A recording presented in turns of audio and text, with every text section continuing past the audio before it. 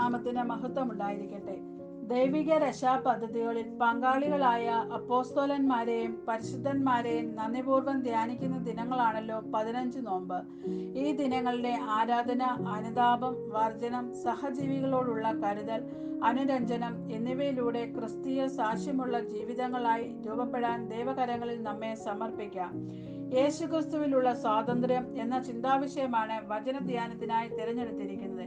ആധാരമായ വേദഭാഗം വിശുദ്ധ യോഹന്നാൻ എഴുതിയ സുവിശേഷം 8-ാം അധ്യായം 31 മുതൽ 36 വരെയുള്ള വാക്യങ്ങൾ. യോഹന്നാൻ 8-ാം അധ്യായം 31 മുതൽ 36 വരെയുള്ള വാക്യങ്ങൾ. നമുക്ക് പ്രാർത്ഥിക്കാം. വചനമാൻ ദൈവമേ, യേശുക്രിസ്തുവിൽ കൂടി വെളിപ്പെട്ട യഥാർത്ഥ സ്വാതന്ത്ര്യത്തെക്കുറിച്ചുള്ള അറിവിലേക്ക് നയിക്കപ്പെടുവാൻ വചനധ്യാനത്തിലൂടെ ഞങ്ങളെ സഹായിക്കണമേ. ആമേൻ. യേശുക്രിസ്തുവിലൂടെ ലഭ്യമാകുന്ന യഥാർത്ഥ സ്വാതന്ത്ര്യത്തിന്റെ വെളിപ്പെടുത്തലാണ് ഈ വേദഭാഗം. സ്വാതന്ത്ര്യ അനുഭവത്തെ ശിഷ്യത്വവുമായി ബന്ധിപ്പിച്ചാണ് യേശു കർത്താവ് ഈ ഭാഗം പഠിപ്പിക്കുന്നത്. കൂടാര പെരുന്നാളിനോട് അനുബന്ധിച്ച് യേശു കർത്താവ് പറയുന്ന പ്രഭാഷണത്തിന്റെ തുടർച്ചയാണ് ഈ വേദഭാഗം. ലോകത്തിന്റെ വെളിച്ചമാകുന്ന തന്നിൽ വിശ്വസിക്കുന്നവർ ഇടറാതെ നടക്കുമെന്ന് യേശു പറയുമ്പോൾ ചില യഹൂദന്മാർ യേശുവിൽ വിശ്വസിക്കുന്നു. തന്നിൽ വിശ്വസിച്ച യഹൂദന്മാരോട് യേശു, എൻ്റെ വചനത്തിൽ നിലനിൽക്കുന്നുവെങ്കിൽ നിങ്ങൾ വാസ്തവമായി എൻ്റെ ശിഷ്യന്മാരായി സത്യം അറിയുകയും സത്യം നിങ്ങളെ സ്വതന്ത്രന്മാരാക്കുകയും ചെയ്യുമെന്ന് പറഞ്ഞു. വാക്യം 31-32. സ്വാതന്ത്ര്യം എക്കാലത്തും മനുഷ്യന്റെ സുന്ദരമായ സ്വപ്നമാണ്. എന്നാൽ ഇന്ന് അടിമത്തത്തിന്റെ സൂക്ഷ്മ രൂപങ്ങൾ നമ്മെ രൂപപ്പെടുത്തുന്ന ഈ കാലഘട്ടത്തിൽ നാം ഏറെ ജാഗ്രതയോടെ ജീവിക്കേണ്ടിയിരിക്കുന്നു. യേശു ക്രിസ്തുവിലൂടെ ലഭ്യമാകുന്ന യഥാർത്ഥ സ്വാതന്ത്ര്യം അനുഭവിച്ച് അതിന്റെ പ്രയോക്താക്കളായി തീരുവാൻ സ്വീകരിക്കേണ്ട പ്രായോഗിക നിർദ്ദേശങ്ങൾ പ്രസ്തുത വേദഭാഗം ആധാരമാക്കി നമുക്ക് ധ്യാനിക്കാം. ഒന്നാമതായി, വചനാനുസൃതമായ ജീവിതം നയിക്കുക. വചനാനുസൃതമായ ജീവിതം നയിക്കുക. യേശുവിനെ രക്ഷിതാവായി സ്വീകരിച്ച് അവന്റെ വചനങ്ങളെ സ്വീകരിക്കുന്നതിലൂടെയാണ് വിശ്വാസയാത്ര ആരംഭിക്കുന്നത്. നിരന്തരമായ വചന കേൾവി പാപത്തെക്കുറിച്ചും പാപമോചനത്തെക്കുറിച്ചും യേശുവിലൂടെ ലഭ്യമാകുന്ന രക്ഷയെക്കുറിച്ചും ഒരുവനിൽ അവബോധം ജനിപ്പിക്കുന്നു. വചനപ്രകാരം ജീവിതത്തെ ക്രമീകരിക്കുമ്പോൾ ദൈവസന്നിധിയിൽ വിധേയപ്പെടുത്തി ശിഷ്യത്വത്തിലേക്ക് പ്രവേശിക്കുവാനും യഥാർത്ഥ സ്വാതന്ത്ര്യത്തിന്റെ സത്യം ഗ്രഹിക്കുവാനും സാധിക്കുന്നു. നിത്യജീവനിലേക്ക് പ്രവേശിച്ചു മരണത്തിൽ നിന്നുള്ള സ്വാതന്ത്ര്യമാണ് അപ്രകാരം ലഭിക്കുന്നത് എന്ന് കർത്താവ് പഠിപ്പിക്കുന്നു. നിത്യജീവനിലേക്കുള്ള പാതയിൽ യേശു വഴിയും വഴികാട്ടിയും ഗുരുവും അറിവുമായി തീരുകയാണ്. സ്വാതന്ത്ര്യം എന്നാൽ ദൈവത്തെ അറിയുന്നതും സഹോദരനെ സംരക്ഷിക്കുന്നതും മരണത്തിൽ നിന്നുള്ള മോചനവുമാണ്. ഗുരുവിനെ വിധേയപ്പെടുന്നതും ഗുരു തെളിച്ചിരിക്കുന്ന അറിവിന്റെ വെളിച്ചത്തിൽ മുന്നേറുന്നതുമാണ് ശിഷ്യത്വം. ക്രിസ്തു ശിഷ്യൻ ദൈവവചനത്തെ വർത്തമാന ജീവിത അനുഭവങ്ങളുമായി ബന്ധപ്പെടുത്തുകയും ദൈവവചനത്തിന്റെ അടിസ്ഥാനത്തിൽ ജീവിതത്തിലെ ഓരോ തീരുമാനങ്ങൾ കൈക്കൊള്ളുകയും ചെയ്യും. വചനത്തിനായി ഹൃദയനിലങ്ങളെ ഒരുക്കുവാനും വചനത്തിൽ നിലനിന്ന് ക്രിസ്തു ശിഷ്യരായി നിയോഗങ്ങൾ പൂർത്തീകരിക്കുവാനും ദൈവകരങ്ങളിൽ നമ്മെ സമർപ്പിക്കാം.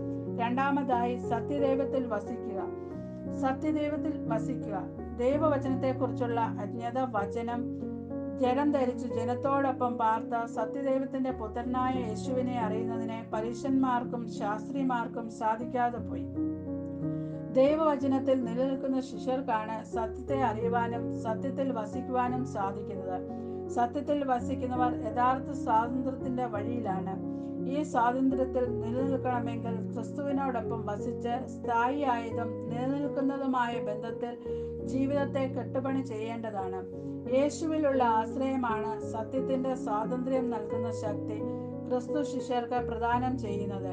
ദൈവിക സത്യത്തെ അറിയുമ്പോഴാണ് എല്ലാ ഭൗതിക അനുഗ്രഹങ്ങളും ദൈവിക ദാനമാണ് എന്ന ബോധ്യത്തിൽ ദൈവത്തെ മഹത്വപ്പെടുത്തി ജീവിക്കാൻ സാധിക്കുകയുള്ളൂ. തന്റെ ശിഷ്യർ തന്നിലൂടെ പിതാവായ ദൈവത്തിൽ നിലനിന്ന് സത്യത്തിന്റെ സാക്ഷികളായി തീരണമെന്നു യേശു ആഗ്രഹിക്കുന്നു.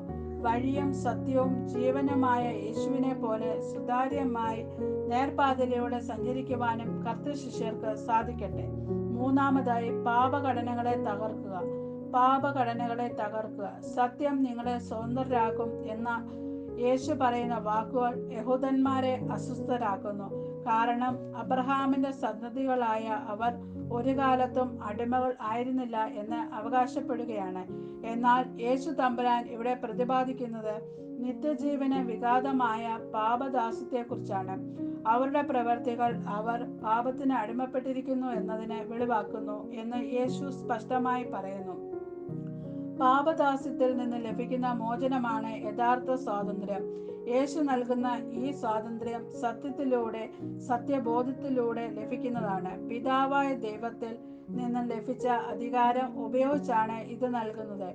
തങ്ങൾ ദൈവമക്കൾ ആണെന്ന് അവകാശപ്പെടുകയും ദൈവഹിതത്തിന് വിപരീതമായി പ്രവർത്തിക്കുകയും ചെയ്യുന്നത് അസാധ്യമാണ്. ദൈവമക്കൾ എന്ന പദവിയോടെ അടിമത്തത്തിന്റെ ഘടനകളെ തകർത്ത് സ്വാതന്ത്ര്യത്തിൽ ജീവിക്കുവാൻ ദൈവം നമ്മെ സഹായിക്കട്ടെ.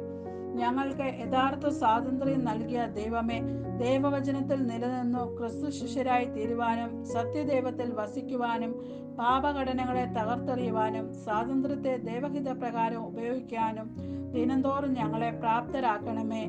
ആമേൻ.